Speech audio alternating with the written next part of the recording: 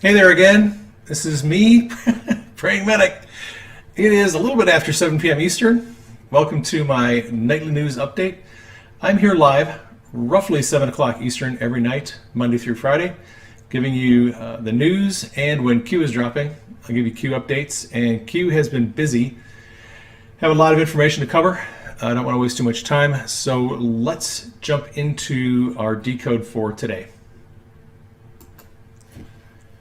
All right, so those of you who are following along at home, looking for Q posts, you probably noticed that Q map is no longer available. You can still find Q posts on a couple of different websites, qalerts.app. I'll give you a little bit of information about that. If you have an Android device and you want to get notifications on your phone, you can go to qalerts.app, and they have instructions on the website about how to manually install the app on your phone. It's not available through the Play Store. There's a Telegram chat that you can join to get notifications if you have an iPhone. Q posts are also available on qag.news, as well as qanon.pub and Q posts online. All right, so we have this post from Q. This is from yesterday, last night. Q posted a meme of the president and all these guns pointed at him. DNC, Politico, MSNBC, New York Times, Clinton Machine, entertainment industry. And Q wrote, he gave up everything. He knew his life and the lives of his family would forever change. He knows, in brackets, the consequences. A man who had everything, why would he do it? That is a really good question. Why would he do it? Well, I think he did it because he loves his country. Last night, Q posted this. How close did we come to losing it? What if she got in, Hillary Clinton? What would happen if she was elected? What if she got 3+ Supreme Court justices? What if she got 300+ judges?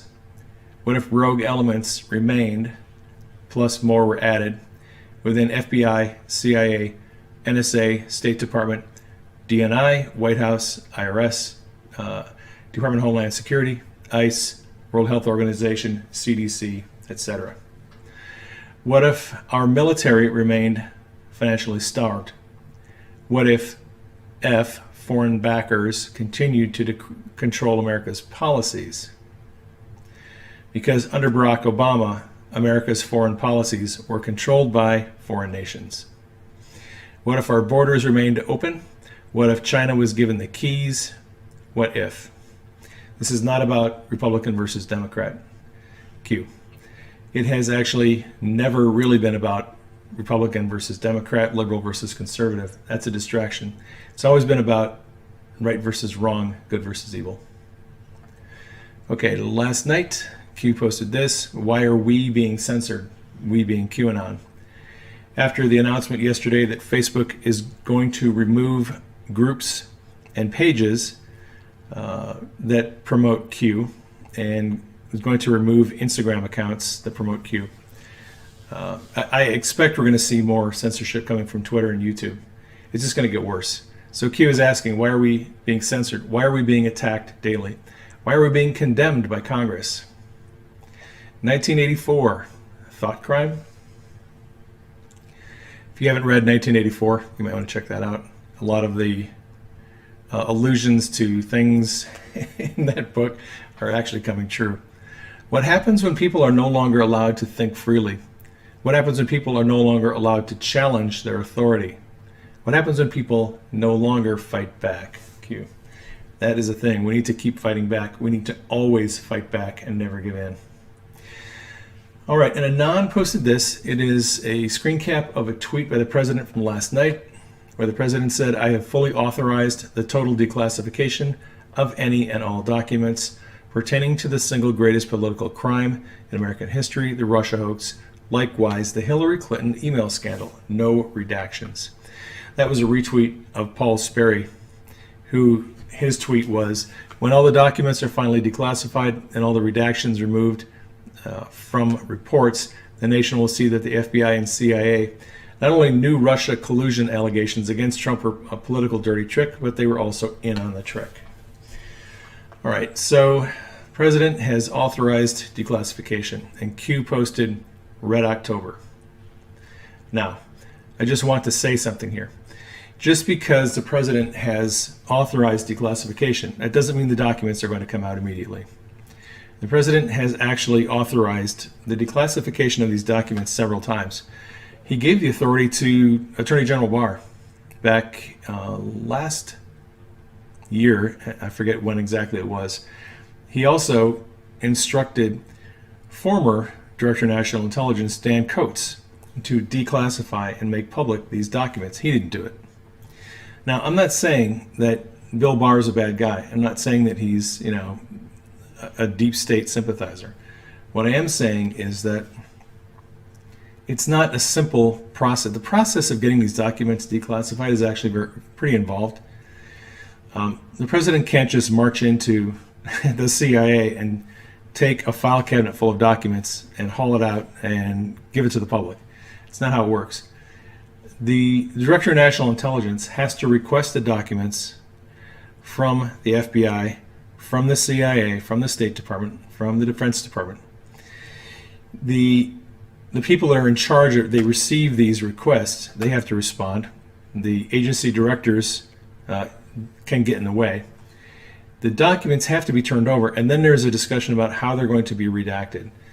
And a lot of this involves the process of, well, there's these objections. We're going to be disclosing sources and methods. We're going to be disclosing sensitive information.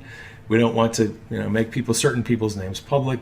Or the agencies might say, we don't actually have authority over that document, or we don't control what happens to it, so we can't release it to you. Right? So there's this argument, there's this fighting back and forth over certain documents, over whether the agency has the right to turn it over, and then if they turn it over, under what circumstances. That's why this process is going to take a while. I don't anticipate we're going to see massive releases of documents immediately. However, there was some action on that today. So let's keep going. Q responded to that Red October. This was last night. And that was, Q said, think about the drop today. This was yesterday. Regarding Senator Johnson, regarding redactions, the GSA versus FBI, let's see what happens. Think POTUS today, no redactions. Do you see what happened? All right, so yesterday, Q said 3 times, let's see what happens. First time was a link to a Ron Johnson video where he was complaining about the FBI not turning over documents except ones that were completely redacted. And Q said, let's see what happens. And then Q posted another post. It was an article by John Solomon. It was, again, about declassification, and Q said, let's see what happens. And then there was a third article, Fox News, and Q said, let's see what happens. All right, so you have 3 times Q talks about declass and says, let's see what happens, and then that night, the president says he's authorizing declassification. So Q is simply pointing out to us that, how did he know that the president was going to talk about declassification that night, specifically authorized declassification? That's what this is about. All right. Speaking of declass, so today, DNI, John Ratcliffe, has released about 1,000 pages of requested documents to John Durham's investigation. So these were documents that Durham's team requested, and the DNI was able to locate these documents, and they're being turned over to Durham's team. So this is a statement from Ratcliffe's office.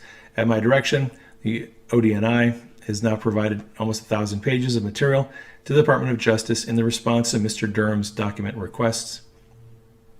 I'll continue to ensure the intelligence community's responsiveness to the DOJ's request. We also look forward to supporting the DOJ in further declassification, consistent with their investigation.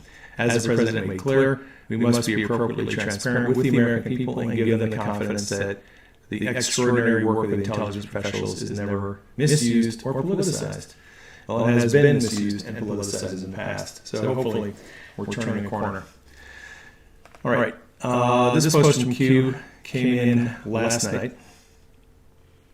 And this is in reference to three things that all happened on January 15th of 2020.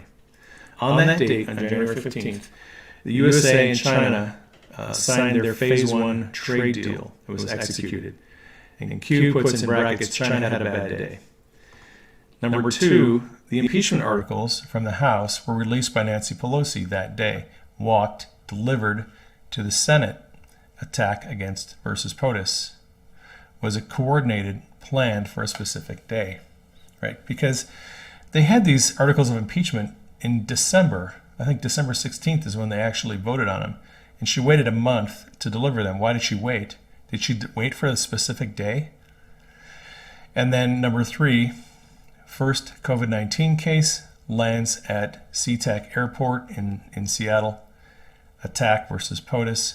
Mathematical probability of all of these things happening on the same day. Natural versus controlled. Who benefits the most? Evil surrounds us. Q. All right, we have a tweet here from Technofog this morning. So Sidney Powell filed on behalf of General Flynn a motion to disqualify Judge Sullivan. Now, in their hearing at the end of September, Sidney Powell brought this up. Sullivan said, well, have you filed a motion on that? She said, no. And she said, but you bet I'm going to. So today, she said that Judge Sullivan's false and defamatory comments to General Flynn echoed those of Rachel Maddow. He appointed a conflicted amicus, and he has become shrill and prejudicial. These are some of the statements from the motion.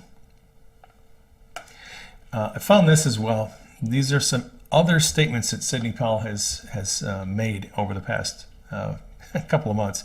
So in October, she said, instead of doing so, the government has continued to defy its constitutional, ethical, and legal obligations to this court and to the defense, and to hide the evidence that it knows exonerates Mr. Flynn. As is the essence of the problem here, instead of protecting its citizens, the government is protecting its own criminal conduct and its operatives. In an interview with Vicki McKenna, she said that General Flynn was going to audit the intelligence agencies because he knew about the billions of dollars that Brennan and company were running off the books. Powell said, referring to former CIA Director John Brennan. All right. And this is Judge Rao, in a dissenting opinion, said, on Judge Sullivan, if there is any doubt up to this point whether his conduct gives the appearance of partiality, that doubt is gone. So we have this from CNN. All right, keep your booze down to a low hush.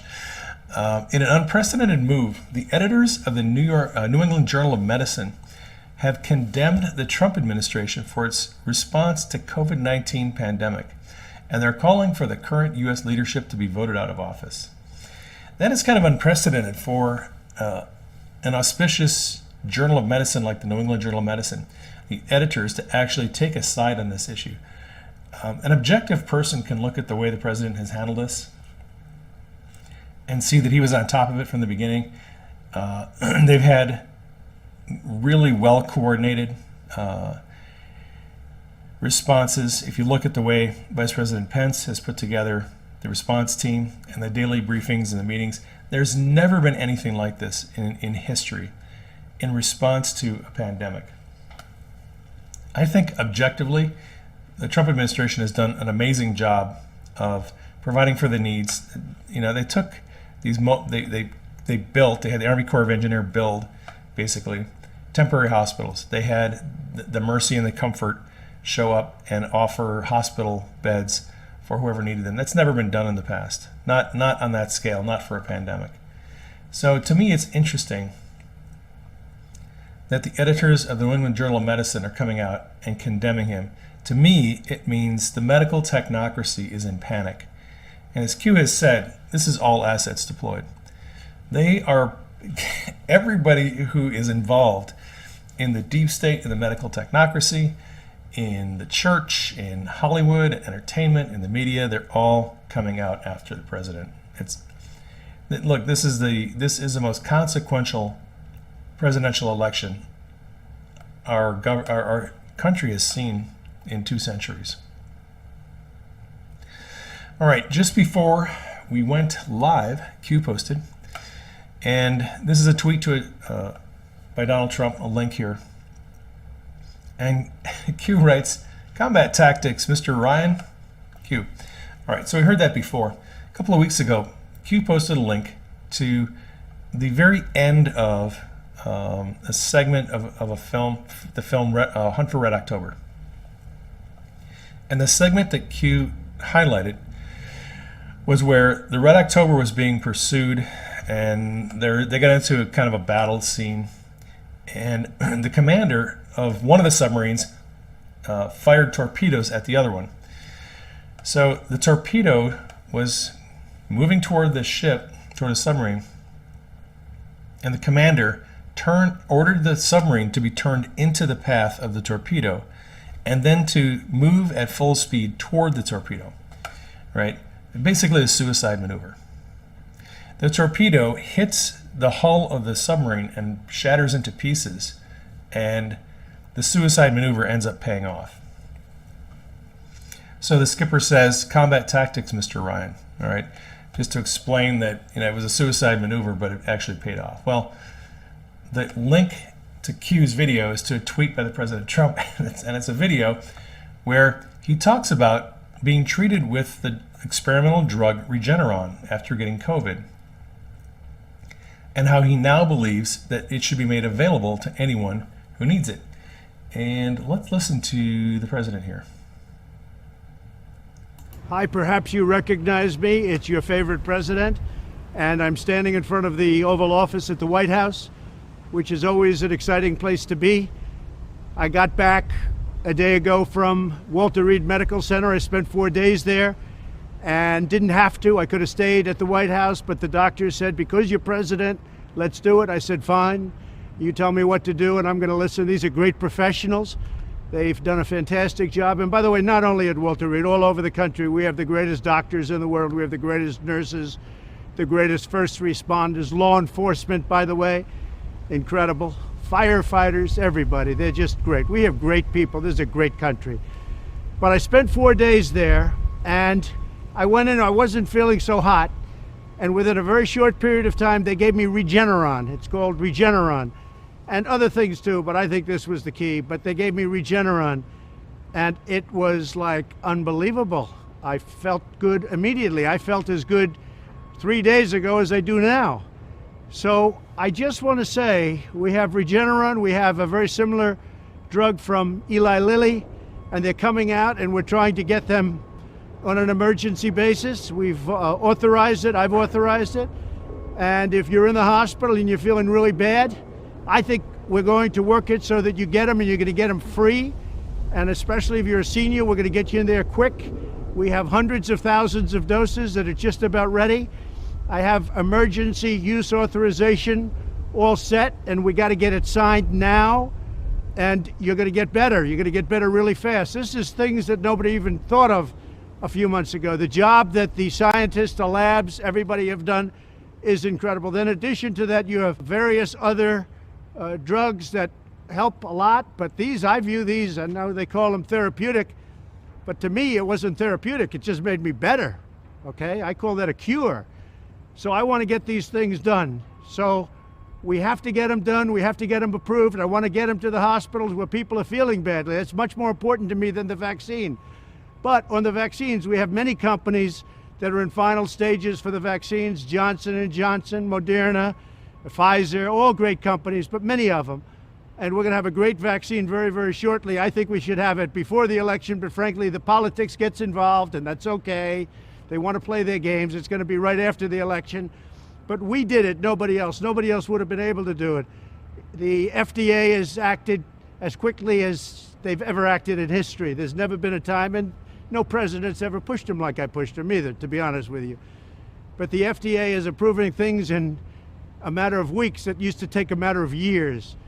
So we have these drugs, Eli Lilly and the others that are so good, but they are, in my opinion, remember this, they're going to say that they're therapeutic, and I guess they are therapeutic. Some people don't know how to define therapeutic. I view it different. It's a cure. For me, I walked in, I didn't feel good. A short 24 hours later, I was feeling great. I wanted to get out of the hospital. And that's what I want for everybody. I want everybody to be given the same treatment as your president, because I feel great. I feel like perfect. So I think this was a blessing from God that I caught it. This was a blessing in disguise. I caught it. I heard about this drug. I said, let me take it. It was my suggestion. I said, let me take it. And it was incredible the way it worked. Incredible. And I think if I didn't catch it, we'd be looking at that like a number of other drugs. But it really did a fantastic job. I want to get for you what I got, and I'm going to make it free. You're not going to pay for it. It wasn't your fault that this happened. It was China's fault. And China's going to pay a big price, what they've done to this country. China's going to pay a big price, what they've done to the world. This was China's fault. And just remember that. So we're going to get you the drug. It's going to be free. We're going to get it into the hospitals as soon as you can, as soon as we can. And you'll see some amazing things happen because we have our military is doing the distribution. It's called logistics. And they deliver hundreds of thousands of troops in a matter of days. This is easy stuff for them. Our general's all ready. We're waiting for the emergency use authorization. And the drug companies have just made a lot of it. So hopefully this is going to be not just a therapeutic, it's going to be much more than a therapeutic. You're going to get better.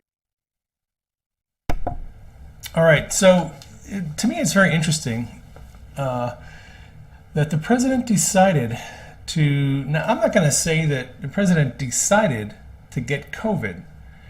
You don't decide you're going to get a disease unless actually he made a decision and you decide to just expose yourself to a pathogen knowing that you're going to get it. It's interesting that many people in the White House, staff, and a lot of Republicans ended up getting COVID. And none of the Democrats and very few of the members of the press are admitting to having tested positive. But the president said he was positive, went in, got the treatment with Regeneron, and now he's advocating making it available to anyone who needs it, making it available free. Here's the strategic part of that. So the press has been pushing this COVID thing, that it's something we need to be afraid of. They've been touting it as if it's almost worse than the bubonic plague. President Trump goes into the hospital, 3 days later comes out, feels great, he's completely better. And he destroys the narrative of the mainstream media that this disease is horrible, it's evil, it's wicked, it's going to kill us all. We have to wear masks, we can't touch anyone, we have to social distance, we have to lock down, don't go to the polls, send in your ballots by mail. This whole narrative that the media has concocted it just fell apart this weekend with the president going in, getting treated, coming back out, and the media is not happy, and the politicians are not happy either. I'm sure the deep state's not happy. So President Trump sort of, got in the path of a bullet, and took a hit. Got sick, took the treatment. I'm sure he knew what he was risking. And again, President Trump is so strategic. It just amazes me his ability to outthink his opponents. And they keep falling for the traps. They never learn. They should actually read the book, The Art of the Deal, because in that book, Trump basically tells you that he's strategic in everything. He's always planning, and being a real estate developer, he always had to have contingency plans, always using deception and distraction to keep his enemies off guard. In real estate development, you have a lot of enemies. It just is, to me, is very funny that they never seem to learn. They're like the coyote and the roadrunner.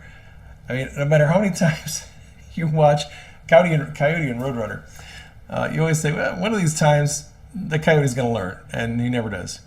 One of these times you would expect the media and these silly politicians to get hip to what Trump is doing and realize that he's going to fake them out. He's going to he's got a plan, and he's gonna spring it on him, and just watch, it's gonna happen, and it happens every time. I get a lot of humor out of watching the president work. Now, a lot of people are kind of freaked out. They're like, well, what about the election? What about the voter fraud? And what about this? And what about that? And what about the riots and everything? Well, I've been watching President Trump for 4 years.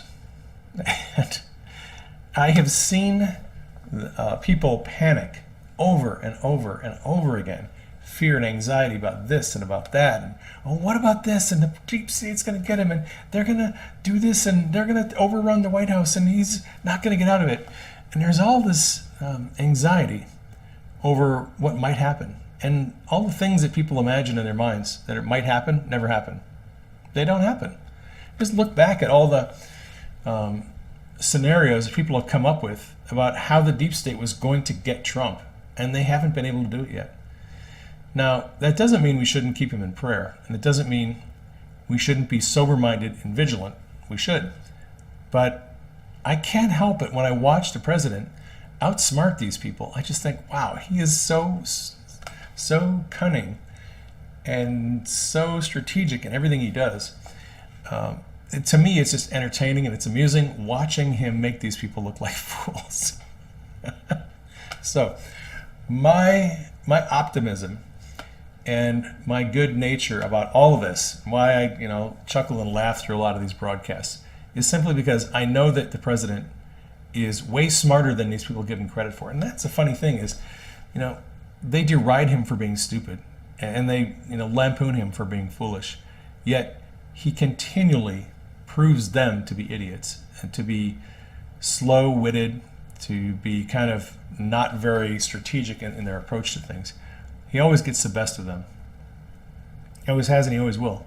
He's not going to change, and I don't think they're going to change. And I think as we move toward the election and after the election, he's going to be more in charge. After the election, I think we're going to see some interesting things. Once the election is certified, and once the president has won the election, I don't think there's any doubt he's going to win a landslide. If the votes are counted fairly, he's going to win in a landslide. The polls are fake. I know there are people who are concerned. Oh, did you see this poll? Did you see that poll? The polls are fake. Look at the turnouts at the rallies. Look at the enthusiasm. He goes to the hospital and 1,500 people show up outside of his hospital all night long, and they're singing songs. The boat parades, the MAGA dragged the interstate, all the rallies, there's never been this kind of enthusiasm for a president, ever. Joe Biden goes to a rally, and the reason why they're holding Joe Biden in the basement of his house is because they know if he held a rally, he could only get a high school gymnasium of about 250 people to show up. That's what Hillary did. That was her big failure. Was they had these rallies for Hillary in 2016. This is a gymnasium with a couple hundred people. I don't know that Joe Biden could draw 25 or 30 people who weren't paid at any local venue. And they know that. That's why they're keeping Joe Biden in the basement. They know there is no enthusiasm in the base for him, despite what people say on social media. There's no enthusiasm. That's also why it wouldn't surprise me if Joe is not actually the one who ends up on the ballot in November. I know there's a lot of voting that's already going on. The ballots have been sent out. I get it. The way that election is structured state by state, and the way that people don't even realize the fact that when you turn a ballot to your state, it goes to the election commission, and they count the ballots. Your ballot is not actually a vote for a particular candidate. It's a memo telling the electors in the electoral college for your state who they're supposed to vote for. And the electoral college decides who wins the election, and the electoral college can cast their votes for anybody they want. If the Democrats decide to put somebody else on the ballot and Republicans decide to put somebody else on the ballot, even if all the ballots were cast for people whose names are not there, the electors can vote for someone else. So it's not as clear-cut a process as a lot of people make it out to be. I know the ballots have gone out, and I know a lot of people are voting, but it is not too late for them to do a switch. The deep state is in deep doo-doo. And the reason why I'm a little bit concerned is that I know how serious things are. I know how desperate the deep state can be. I would not be surprised if they try to start a war by launching a rogue missile launch somewhere like they tried a couple of years ago. That wouldn't surprise me at all. That's what I would expect. I also expect that the president has excellent intelligence. He's very strategic. He's well advised. If there's anything coming, they're going to know about it. The military's going to know about it. They'll handle it. If some idiot rogue CIA agent decides to pop off a missile to try to start a war, I have confidence that the military will handle it. But that's the kind of thing that I would expect them to do between now and the election. It's a serious situation. On the other hand, you can either sit there and worry about it, wring your hands, and be terrified every night and stay up all night, or you can put your trust in God and trust that President Trump is a smart guy and he's well advised and he's got this all under control. Doesn't mean the deep state won't try their little tricks. Being in control does not mean that Nancy Pelosi and Chuck Schumer and rogue agents aren't allowed to do whatever they want to do. They can do what they want to do. They're going to try things. Doesn't mean they're not going to attempt to overthrow the president. But the president has the upper hand. He's got the military behind him. And he's got millions of patriotic people who love him and love the country. And that's all I have to say about that. All right. Thank you for joining me on the show. I am here 7 p.m. Eastern-ish, Monday through Friday on CloutHub, channel 115. Catch me live. Thank you for tuning in. Please keep me and Denise in prayer. Keep the president in prayer. Keep Q and the team in prayer. Keep the military and the Secret Service in prayer. And I'll catch you on the next broadcast.